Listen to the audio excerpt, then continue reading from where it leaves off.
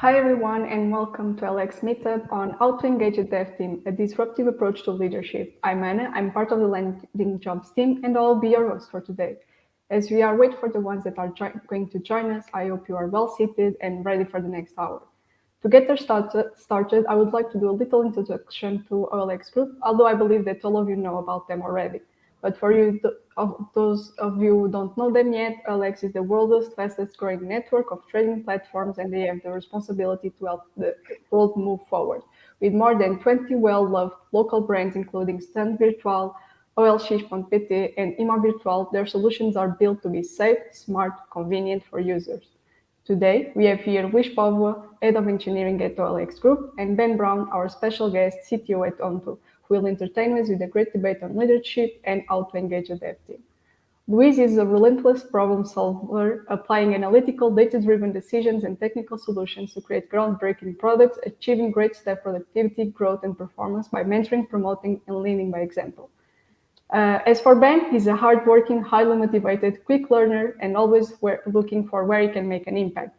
Passionate about using technology and to create groundbreaking products with a focus on continuously improving himself and the teams that he leads.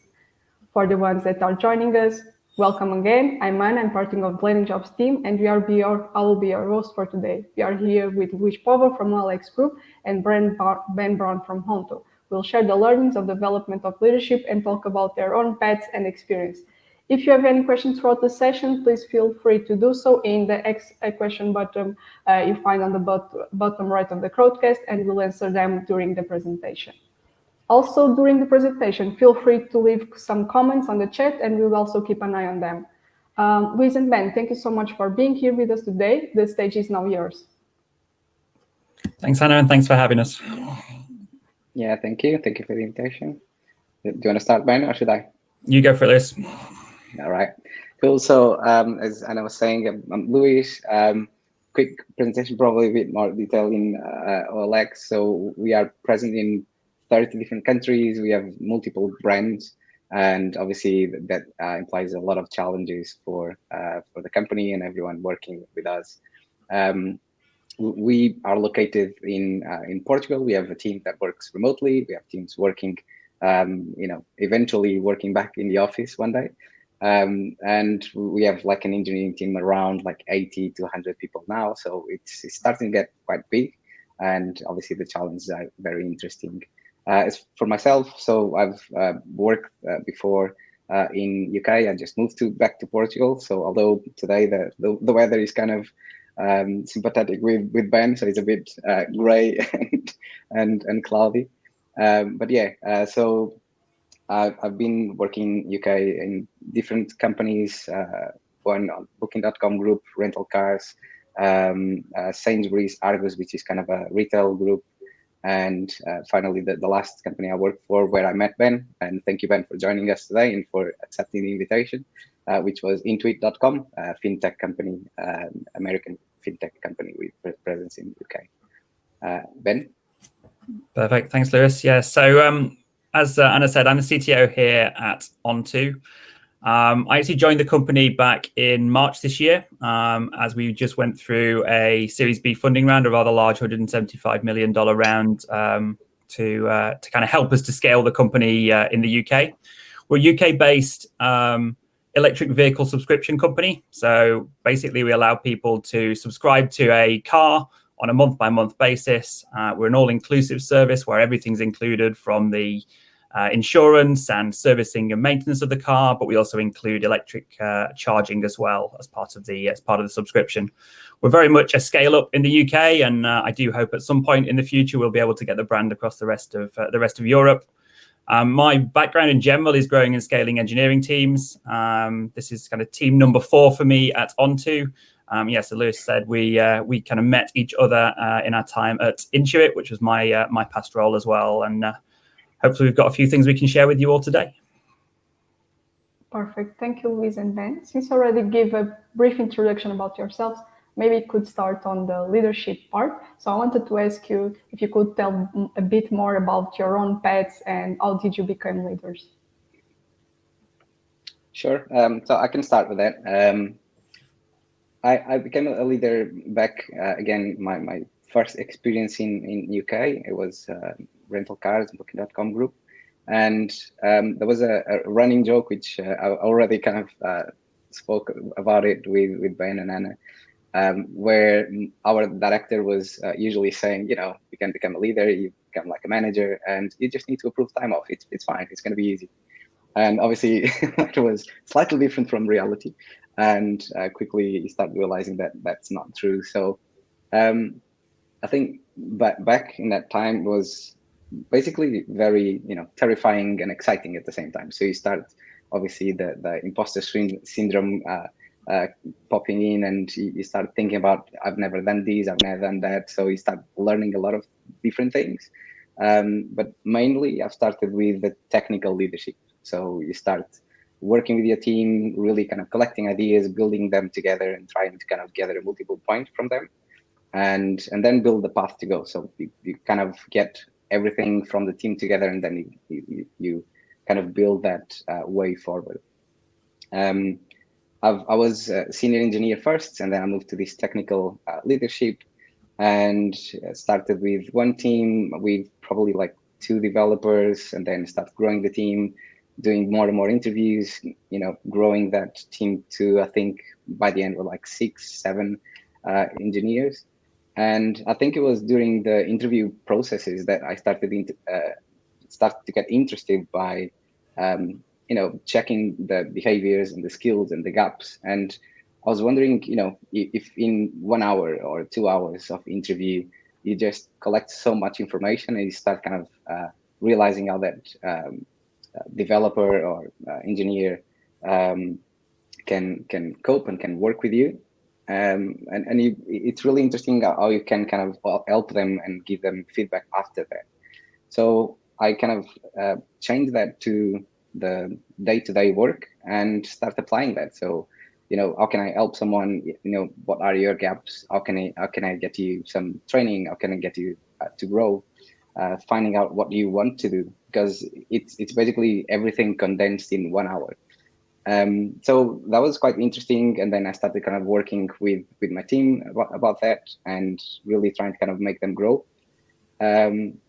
Then the other thing that I really enjoy is, when I started as a technical lead and then a manager, it was that you end up not working only on the features that you're working on, the projects that you're working, but you have so many domains, because you have a team that is capable of doing so much more than what you used to do as an individual contributor, or just working with your peers or pairing and so on. So I think that was kind of what kept me in this path and continued to kind of try to grow, because obviously you kind of learn so much more from your team and from everyone that is around you.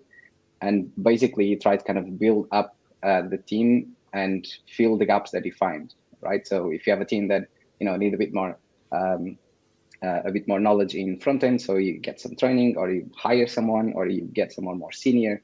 And it's really interesting to try to kind of create that group that is capable of, moving forward, delivering, and teaching you stuff.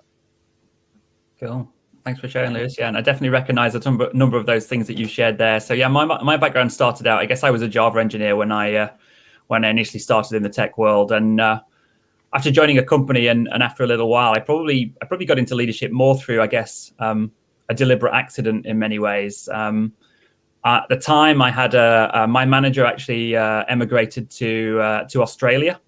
And there was kind of a gap in the team. And at that stage, I was probably doing a little bit of technical leadership and kind of helping other more junior engineers to progress.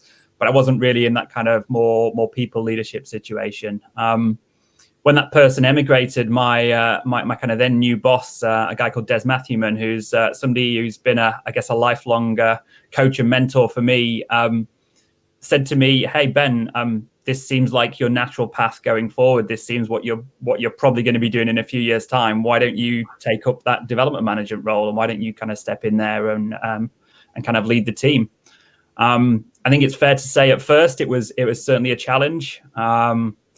I think I certainly struggled definitely with the acts of probably of delegation was the hardest part at first, feeling like you could do things better than other people is not a good place to be in as a leader. And I think it took me a while to get over that hurdle of, hey, no, actually the way that I get more impact is to kind of give other people the opportunity to succeed and help them to succeed in those areas.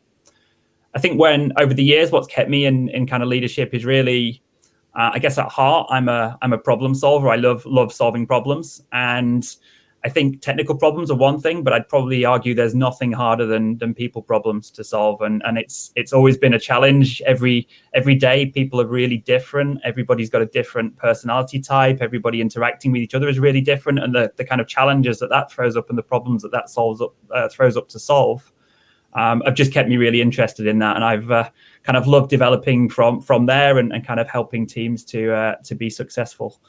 I always had the kind of end goal, like, I always wanted to become a CTO at some stage and to have that accountability for all the decisions, if you like, within a tech team. It's sometimes, I think it's easy to criticize your leaders. In the past, I've certainly criticized mine and said, hey, look, I could do better. And then I think now I'm in that position again, you realize quite how hard some of those decisions are. So it's been an eye-opener to kind of take up that role 6 months ago. Okay, since you are talking about your own past, maybe Luis, can you share with us how do you think that leadership has evolved over the years? Yeah, sure. So this is something that I've been trying to kind of research a bit in the last couple of months, and it was quite interesting, the findings and some of the things that I was able to read about it. So obviously in our area, so engineering is about, as Ben was saying, is about solving problems, right? So that's the purpose of engineering. And engineering and leadership is about solving problems most of the times, technical obviously, but most of the times as well, the people problems that we have.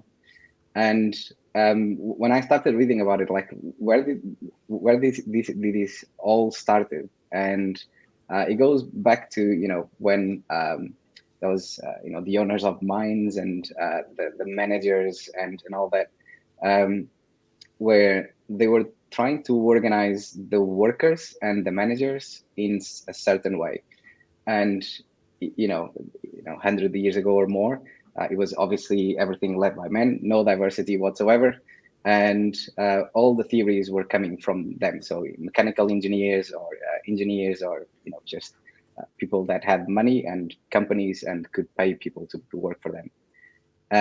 And there was a couple of theories that they all kind of based on the status of people and the money they have and the companies they have and so on, until a certain time where a woman started to actually think about it and write about it. She was, obviously ignored because that was the time. And recently, or more recently, she was actually called the mother of the leadership management theory. She's called Mary Parker Follett, and among great ideas that she wrote back in that time, she had one which was like a group principle, and this was really new at the time. And right now, maybe it's new for some companies, which is sad, but it's the truth and what we use in most of the companies. So it's the group principle is where managers and the team, they all contribute to the company, they all contribute to the customers in certainly different ways, but they all distribute and have value. And that was something that was quite new. The other thing was that reporting lines and actual managers and promotions shouldn't come through, again, the status and authority and money, but actually from expertise and experience, and really kind of from people that know what they are talking about or the area, or they really kind of know how to solve a problem. And finally, the last idea that I collected from this theory and article, it was that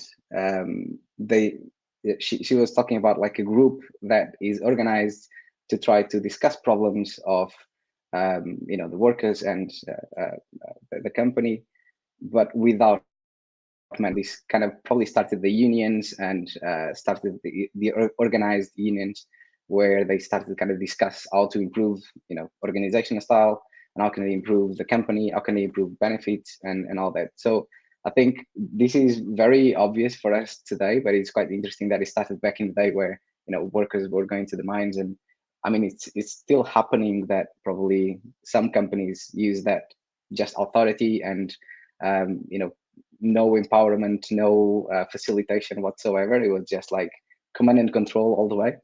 And yeah, we are today, I think, much better. And the leaders that I've met and the leaders that I've worked with are obviously quite different from those in that time, and kind of following these Mary Parker followed theories and ideas that she tried to move forward. Ben?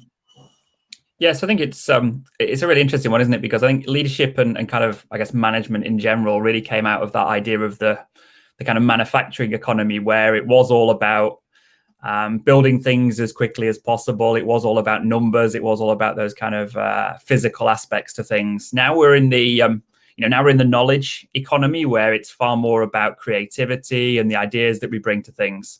That's really, I guess, transformed the way that people think about leadership and management. I think we still are in that kind of hangover phase where we're transitioning between those, and I think it'd be fair to say that working in tech, we're probably some of the kind of luckier people, in the sense that we work in an industry where people have matured and they have understand that there's a big difference in terms of the way that we help to motivate people and help people to want to stay in roles.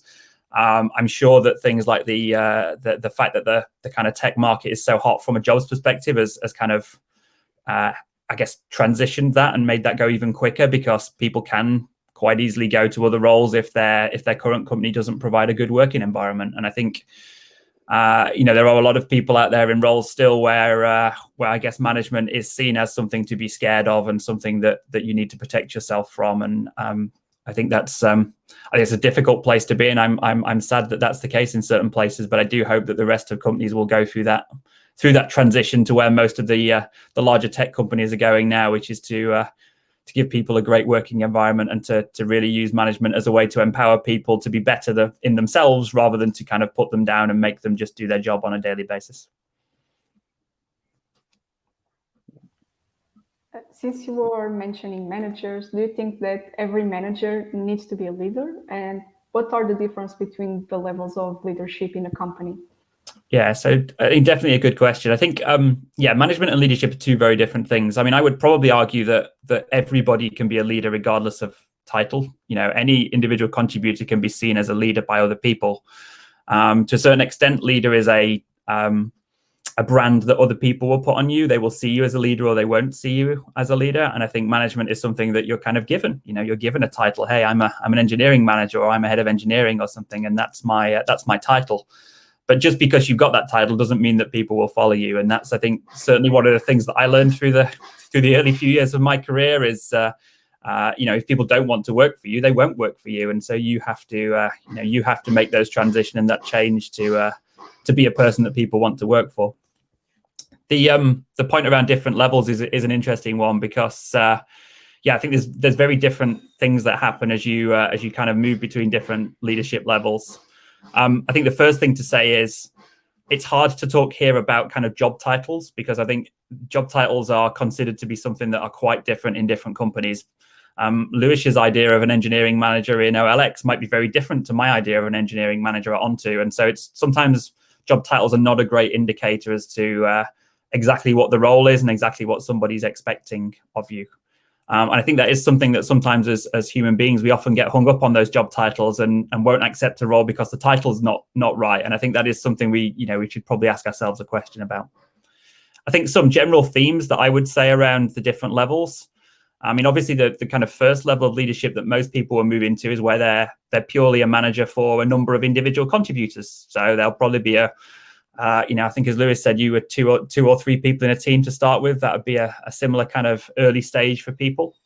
There's then another physical change when people move towards managing managers, which is then more about motivating and helping managers to be better than just helping an engineer to write better code, to develop as an engineer, and that changes things again.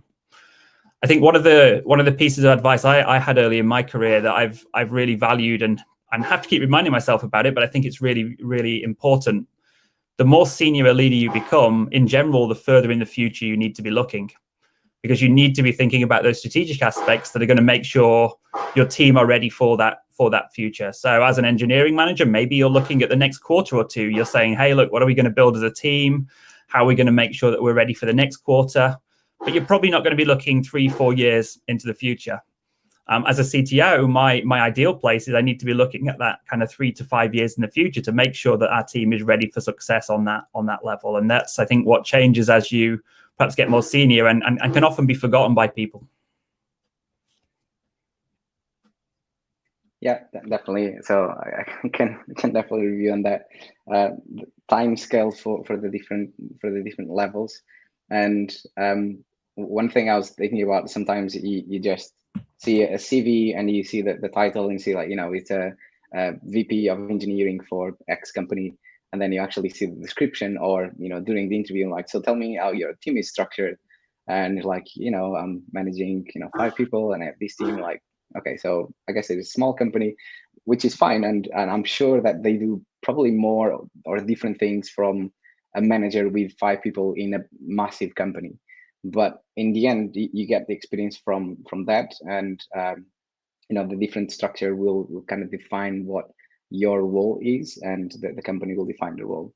So even if you see, a lead engineer might be actually managing more people and having more responsibility than actually, a VP of engineering. So definitely up to that point. I think on the differences as well, I can see, that sometimes people start testing it by, going to a management, whatever the name is, right? But they they start through the technical challenge first. And again, as Ben was saying, you might start as an individual contributor, as senior engineer, where you start leading initiatives, technical initiatives, and you share that with 1, 2, 3 teams. And I think that is really where you see the potential for that lead role, and for someone that everyone is following. And then obviously the management part, we need to be transparent about that. Obviously, it sometimes is like paperwork, and it's problems that you really you really struggle to try to solve, and you need to get more people involved, and you need to get agreement in a lot of things before you kind of move forward. So I think it really depends, but it's as long as you try different roles, and as long as you try different companies, as long as you try different teams, that is what is going to give you the experience. Because if you just stay in the same role for 3-5 years, I'm sure that you're going to learn a lot, but you need to kind of step up, go for the next one in the same company. Just move to another team, try another set of people, and that will definitely give you a different challenge, and that will definitely kind of give you a different experience. And I'm sure that you kind of can learn from that and evolve and grow in your role. Thank you, Luis. So based on the different levels of leadership, what do you think that are the most essential skills for a leader? Like, what values are the most important to you as a leader? I go first. Yeah, go. You go first. Are you telling me to go first? Okay. Yeah, so I think a couple of things. I mean, I'm sure that we can just Google like a top 5 principles for leadership. I'm probably giving my view, and I'm sure that I'm going to miss a lot of important ones. But I would say that one of the things that I'm really careful about is probably because of experience that I have in the past, and things that didn't go so well, or I got frustrated about it. It was about promises. So really make sure that when you're talking to a team, and when you're trying to move something forward, you are a bit careful about how do you communicate with the team. So we're going to do this. You're going to get a promotion. You're going to get a raise. Don't do that. First make some confirmation. Obviously, we need to deal with some uncertainty, and we need to deal with some unknowns. But I think when something like that happens, you basically lose trust. And to put like a word as a key on these is definitely going to be trust. The other one, and probably linked with trust as well, is involve people with decision making. If the company is changing direction, if the team is changing the roadmap, if the plan that Ben was talking about, like we thought about in 3 years time, we're going to be doing these, and we get to 2 years time, like actually we're not, and we're going to do something else, show the metrics, show why are you changing something, and really kind of involve people in that discussion. And even if they can't do anything about it, they will understand why we're doing it. And I think definitely that will helps everyone to kind of go along with you, and that leadership part and less management is easier, because obviously you are just sharing everything that at that time, and you kind of get people along with it, and you really kind of explain that solution or different direction, right? Then I think the last one is about when you trying to kind of get a solution on, when you're trying to kind of get solving a problem, is really trying to get the team to find out that, and get the team to help you to find the problem, the solution for the problem, right? Don't impose that to the team, because they won't follow it, so really trying to get the expertise of the team, really trying to get that along with the journey that they need to do.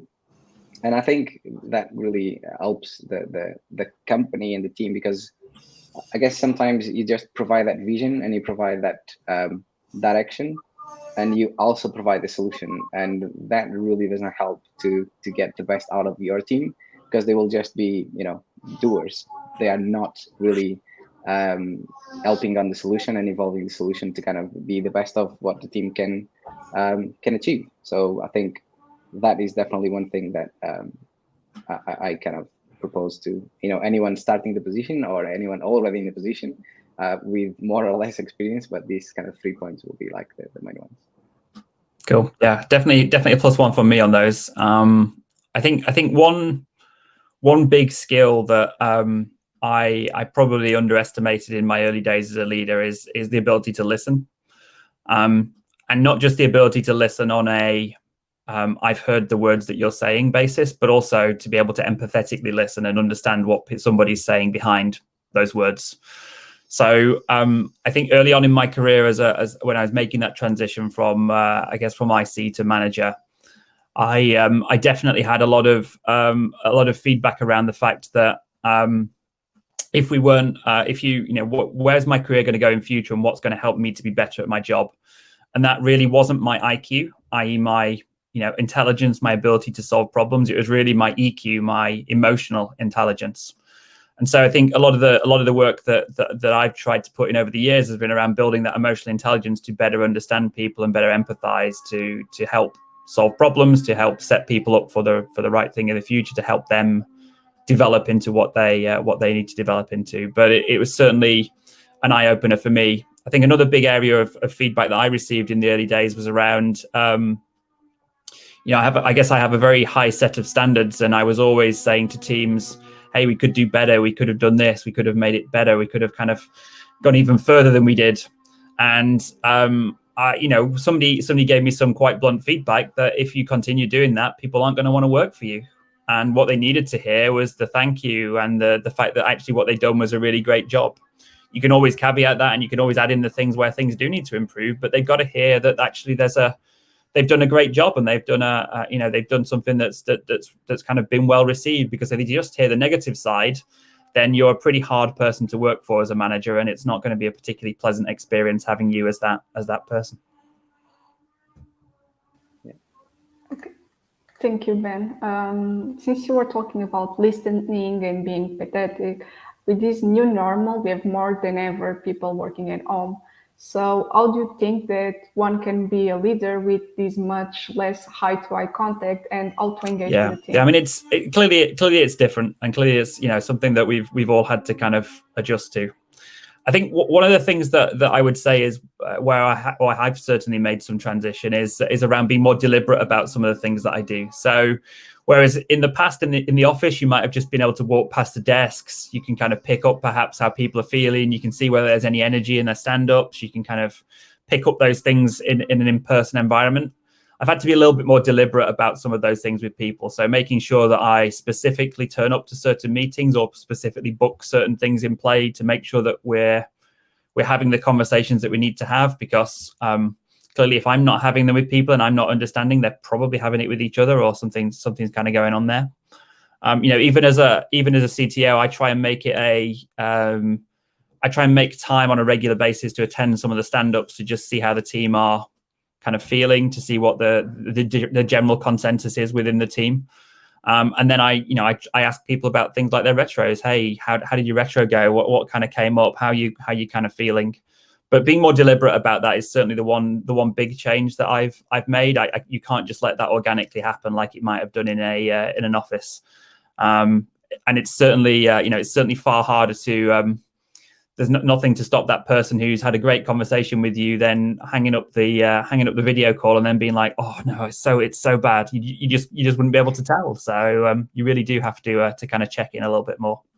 I think one of the ways you can encourage that is certainly to be vulnerable and open as a leader yourself. So I try to share things, the highs and the lows of my job, of my life with my team, because hopefully that helps them to see that it's a safe environment to share those things, and helps them to understand that not everything goes right, and that things do impact the leaders as well. But it's a tricky one there. You do have to be certainly a little bit careful about clearly it's hard to share everything with everybody, but if you can find people in the team who you can really help them to feel that transparency, I think they will really benefit from it. Yeah, I can definitely relate to that. I think that the openness with your team and trying to kind of make sure that, so I'm usually shy and a bit more introvert, and I really have to kind of change a bit of that to be a bit more open with people, especially with your team. And I can definitely relate with sharing things with people, coming back from UK and all the paperwork, and probably my team is already tired of hearing me complaining about, the frustration about paperwork and how long is it taking and so on. So I think that really allows them to understand that, you also have problems, you also have issues. So I might share that with you, and maybe together we can find that solution, and we can find that way.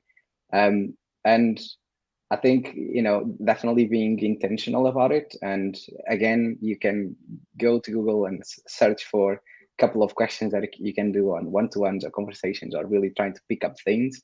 But in the end, what counts is that everyone is different, and we really need to know how to connect with people. So we really need to know, that empathy, and we really need to know how to kind of get the conversation going.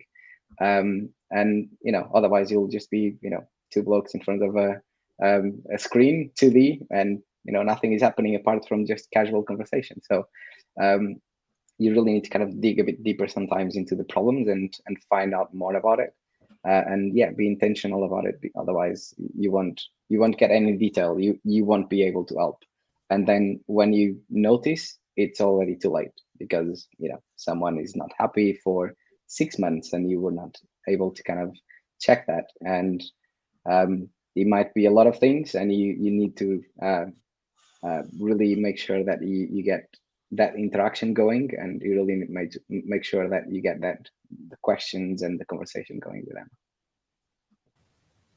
Thank you, Luis. So as you are talking about engaging with the team, leaders also often have the challenge of keeping the team motivated, but how do you motivate yours? We were just talking offline. It's a bit of a outside of work events, but nowadays, obviously, with the remote, trying to kind of do some events that are different, within the possible, given the situation that we're still living. Doing remote games and trying to kind of get a different kind of interaction, because some people will just get on the defensive mode every time that you are in a meeting for work. And when you kind of join them in a more relaxed environment, we're just playing a game, escape rooms or whatever that we're doing, you definitely kind of get a different sense of them, and try to kind of get them comfortable with being on a screen and with the team. in regards to the work, there's many things that would motivate people. And again, you really need to be on top of it, and you really need to understand what the team wants.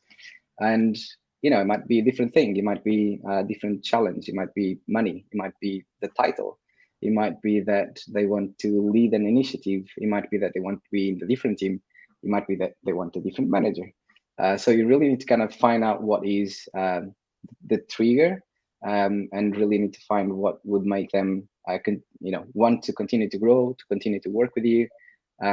Otherwise, again, you won't get them succeeding, and that means that you won't succeed. So whatever you do is make your team succeed, otherwise you won't. And as much as you can be accountable for the team, you need to really make sure that you kind of celebrate the successes and you get there. Otherwise, everyone is going to be unhappy and miserable in the end. So really find those triggers and make sure that you get the team going, and that you get the team motivated to kind of continue working. Cool. Yeah, no, it's really, I really like what you said there, Lewis. I mean, I think for me, there's perhaps two different things to cover here. So I think the first one is, I think we shouldn't avoid it. There's a baseline level of kind of motivation that comes from the kind of basics of package, benefits, whatever that kind of happens to be. And so not getting that in the right place can certainly be a challenge to then motivate people. But I think that only really kind of provides a baseline. On top of that, where I kind of really buy into, especially the Drive book around autonomy, mastery, and purpose. I think they're the three big elements that I've certainly seen within the team.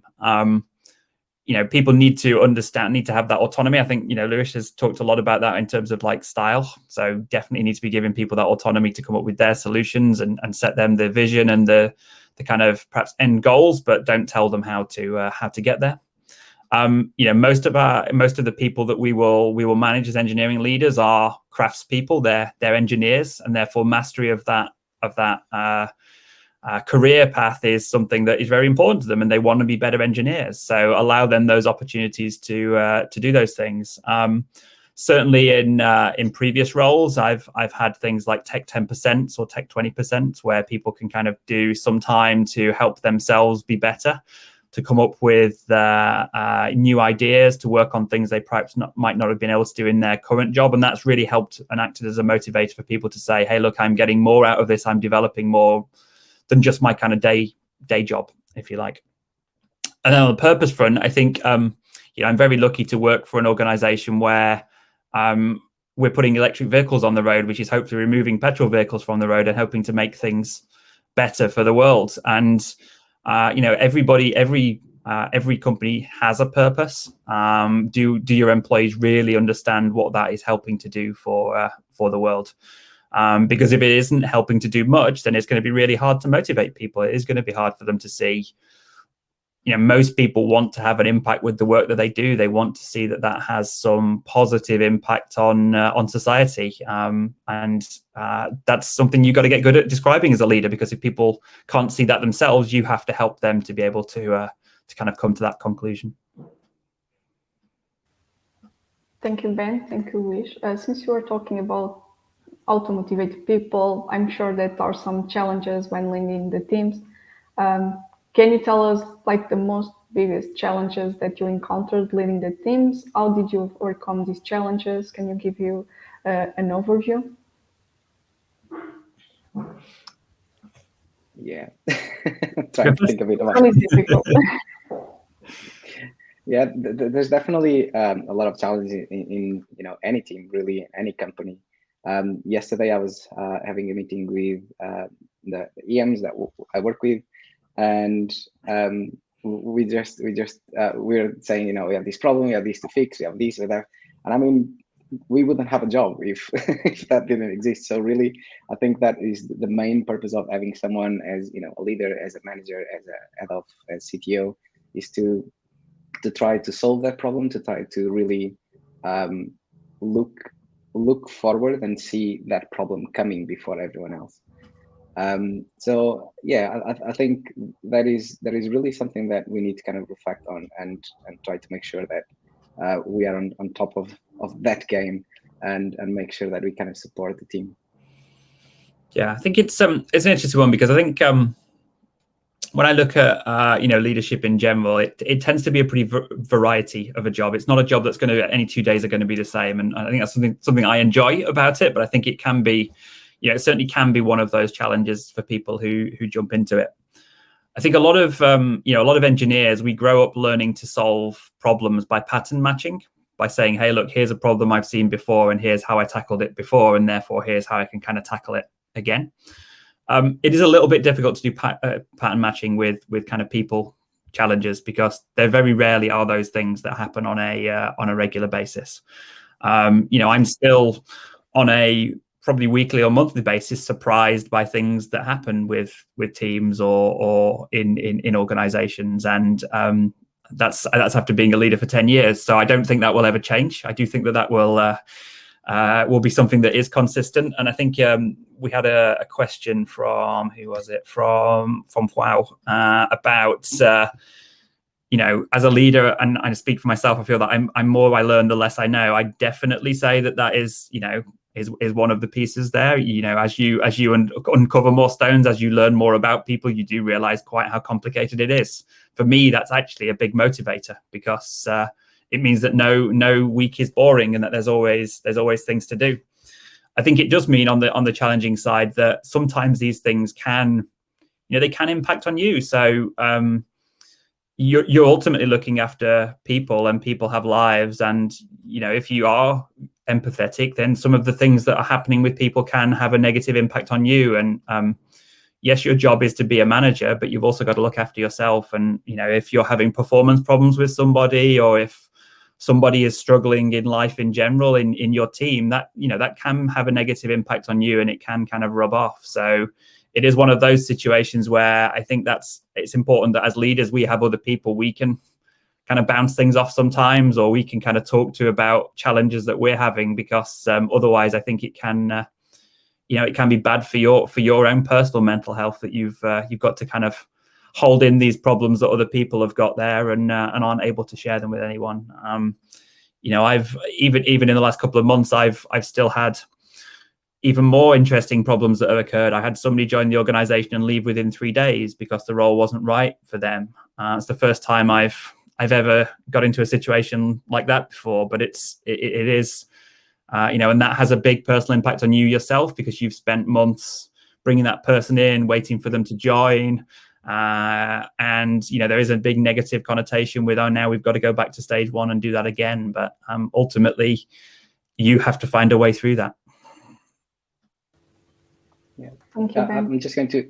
Sorry, Anna. I was just going to add one probably like more recent challenge that we're having now, and obviously with all the companies forced to adapt to remote, and now like we have more opportunities and more companies just either opening an office to be able to hire in a country, being Portugal, Spain, Romania, whatever, and we see that happening. So we see that people start to kind of see the opportunities somewhere else, and kind of they start seeing that. So I'm obviously very lucky to work with OLX, where we have the remote position for Portugal and some other countries, depending the position. And that is quite interesting, because it's something new, right? So you were not used to that. So now we need to be even more on top of the game, and we need to be even more on top of other companies, and not only the companies that you knew from your city and your town, but really from the country, for Europe, for the world. So really that is a very interesting challenge.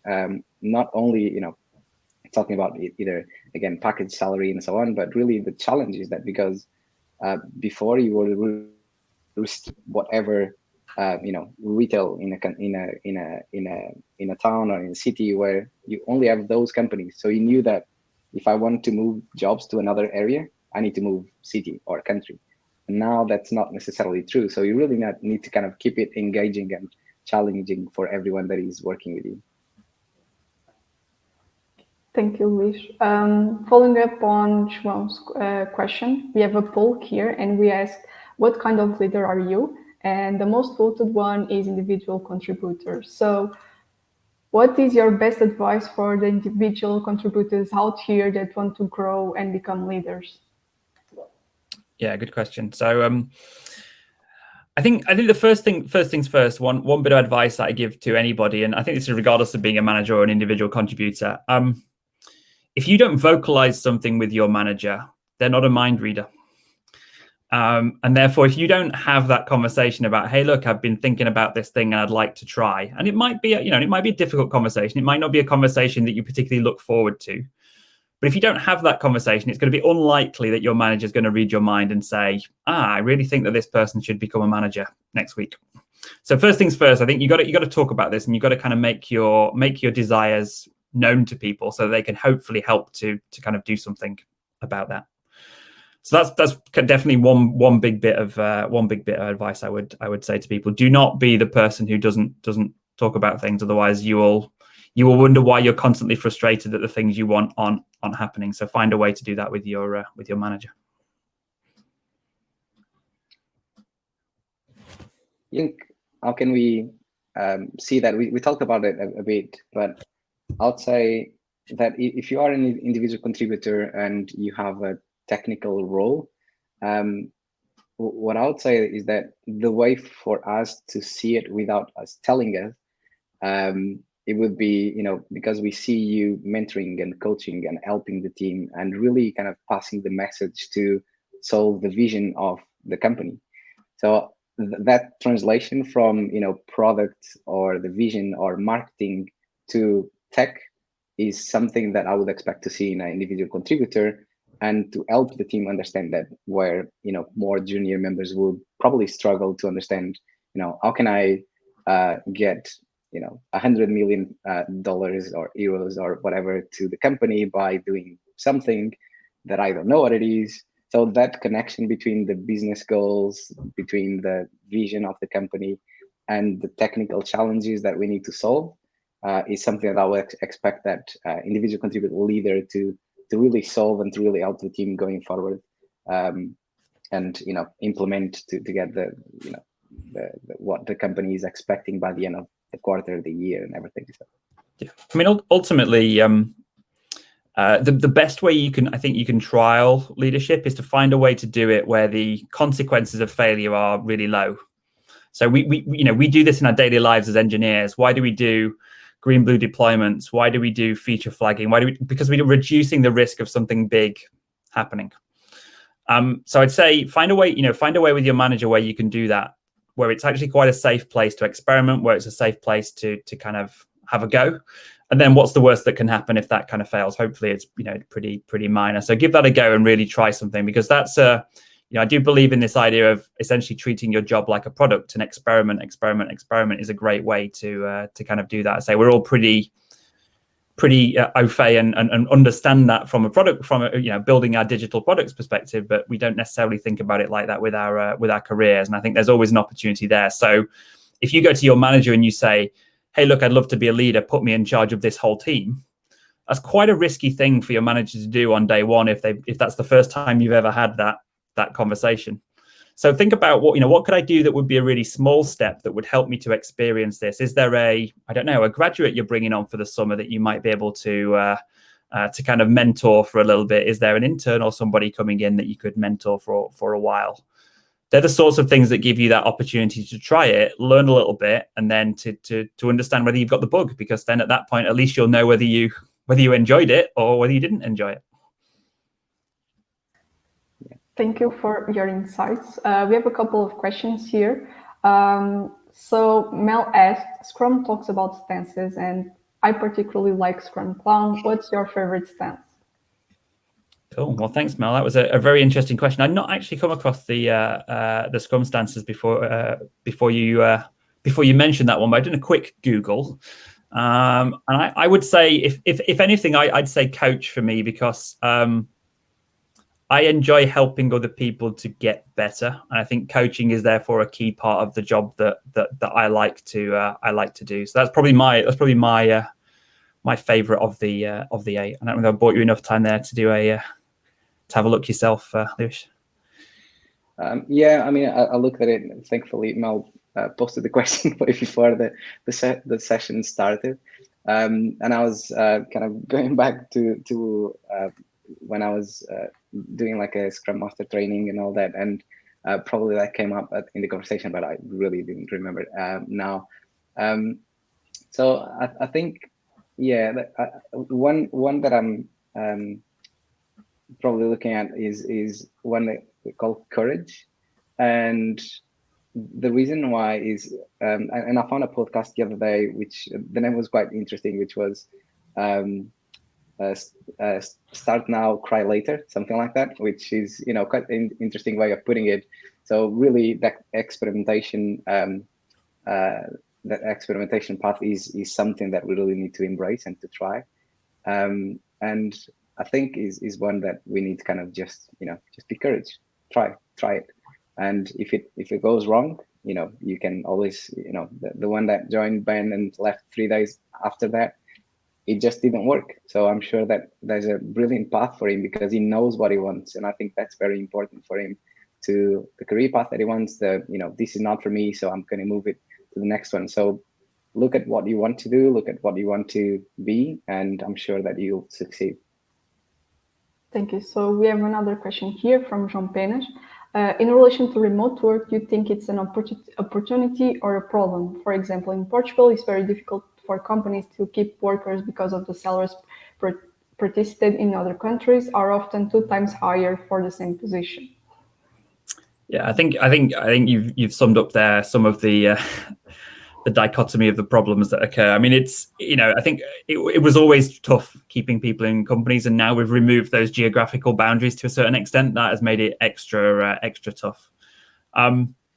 It's interesting, isn't it? Because I think there's certainly an element of an arms race going on at the moment, and to a certain extent, there's the companies who've perhaps got the bigger war chests are able to kind of pay the developers and lure them away and do the things that they would perhaps like to do, give them the problems that they would like to solve. I think it is an opportunity for people to have access to more companies. Is it an opportunity for those companies or not? Perhaps it's more challenging for the company itself. And as a manager in one of those companies, it makes your job of retaining people even harder. So yeah, definitely agree with that.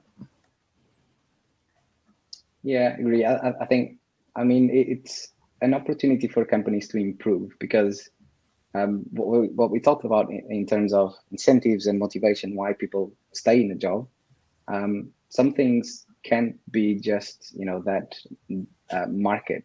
So really trying to kind of make sure that you know what people want and you can change your company or your team or your ways of working to what they want. So I think as long as you are capable of doing that, you will be fine. Obviously, with more challenges and more companies trying to kind of compete to your with your team and with your developers, managers, and everyone that works for you and that is part of your team. So it's really just stay on top of the game, and I think in the end it's going to be good for everyone that you have more than just your town company, and you know that they won't leave because they don't have other options. I think that is really kind of negative for the culture of the company, because you kind of rely on that to they don't need to do anything, they don't have any other option. And really that is not kind of the mentality and the mindset that we are in. And that global market is really going to help kind of standardize a couple of things, optimize others, and salaries is obviously a big question because cost of living is different everywhere, and it will kind of impact the salaries and everything. So, but we still have some kind of challenges to solve as well in terms of mobility and all that. So I think that will come, but obviously we need to kind of keep an eye on it. Thank you, Luis. So we have another question here on the chat from Marius. How do you engage a dev who does their programming job well, but is almost never giving any feedback on anything like processes or retrospectives? Yeah, good question. I think a fairly common one for a lot of a lot of more junior engineers. So I think the piece that's important for me is making it clear what it means to move up your career ladder in your company. So what is it that a senior engineer does here at company X, whatever that company happens to be? Because if you can help them to understand the expectations, then they're far more likely to live up to those expectations. At the moment, or perhaps, if that person doesn't understand what those expectations are, then they're just in a world of, well, I think I'm doing a good job. And they may not even know that they're not doing a good job. So help them to understand those expectations, get them down on paper, help them to understand the things that are important for that move.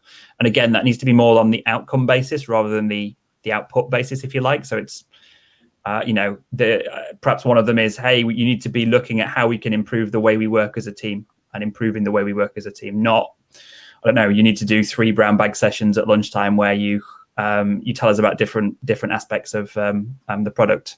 Think about how you can help them look at those sorts of things. Is perhaps the way I would normally tackle that challenge. Yeah. I was just going to add, sometimes people will just look to the competency matrix or the description of the role, and they look at it as, I just need to tick all the boxes, and once I do that, ready for the next level. And really what you need to do is, sometimes the context is everything, and basically the fact that you were doing one thing doesn't mean that you did it well. So you really need to, as manager, a lead, you need to give feedback. Yes, you can say, yeah, good job, but maybe that's not helpful to do it better the next time. So you need to really be specific, and again, you need to really kind of look at the detail and make sure that you provide that detail. So good job, you were great communication, the content was great, but the presentation was not so great. So next time, please improve that. Either the size of, I don't know, the font size was not right, or the colors were not right. Whatever that your team is doing, make sure that the feedback is useful. Otherwise, they won't grow, and they will continue to kind of evolve. Thank you, Luis. So since you are in a flow of giving advice, we have Tayo here that is saying, please, I found it hard to get a job as a junior developer because most of the job openings I see around require 2 to 3 years of experience in development, but it's like as a junior role. So Tayo, I would advise you to check junior positions at Landing.Jobs, but I'm sure that Luis and Ben here can give you some kind of advice for junior developers that are getting started. Yeah, I mean, obviously, different companies will have different ways of integrating more junior members, and we all have sometimes space for more junior members, because to make someone grow as an individual contributor, they have to have someone more junior to coach and to help. And to see that skill, you need to have someone that actually needs that help.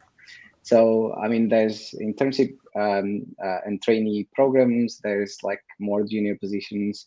I mean, I'm not sure like how the market is in all the companies, but sometimes what you need to do is to make sure that at this case in specific, you just look at the job description and see, okay, so they want someone with React, they want someone with Java, they want someone with Golang. So I'm going to try to get better at that. So even if I don't have that experience, I can prove them that I'm good at it, and that they can invest on me. So if they are, let's say, looking for a mid-level and you don't have that experience, I would say that you can try to get some of that experience through different ways of doing it. Either training or doing some freelance work, or try a way to get that experience. But I'm sure that there's a lot of companies willing to employ someone with a bit less experience, because that helps them to grow as well, and that helps them to grow the individuals that they have within the teams. Yeah, I mean, it's tough. I think one of the things there's been a bit of a backlash recently against number of years of doing something. I can't remember the framework in particular, but there's a famous tweet of somebody saying, this job is asking for 6 years of this framework, and I built it 4 years ago, and therefore how can anybody have 6 years of this framework? So I think you can see the memes enough out there to kind of indicate that years of experience are not necessarily always that useful. And so I would certainly try to think about if there's companies out there that aren't asking for that sort of thing, but are more asking for the skills. And I think I definitely back up what Lewis said around understand how you can kind of perhaps get some of that experience outside. So if you have enough time to do this, perhaps building some personal projects or doing things like that, it'd probably be much better to have one bigger personal project that you've spent much more time on and has become a bigger code base, and you can kind of show how you've developed that over time, than it is to have, I don't know, 20 lines of create React app and shows that you can kind of do a React piece, because it's the commercial experience that people are often looking for, and that means bigger code bases, bigger complexity, more challenging problems. So if you can show people, actually, I've already started to tackle some of those problems, and I think people will go, okay, that's the sort of skills we want to see. Okay, so we don't have any more questions, so I think we are reaching the end of our session. Thank you so much, Luis and Ben, for your presentation. Thank you to everyone that joined us today and participated in this session with questions and dropping comments on the chat. Don't forget, the OLX group is currently recruiting, and if you want to know more about OLX jobs, you can always check them in Landing.Jobs. You also have the button here to open the positions at OLX. Also, don't forget about our Lisbon Tech Conference. If you want to know more about leadership, careers, and technology, join us on the 5th and 16th of October. I hope to see you soon. Have a great day, guys. Thank you. Thank you. Bye. Thank you so much.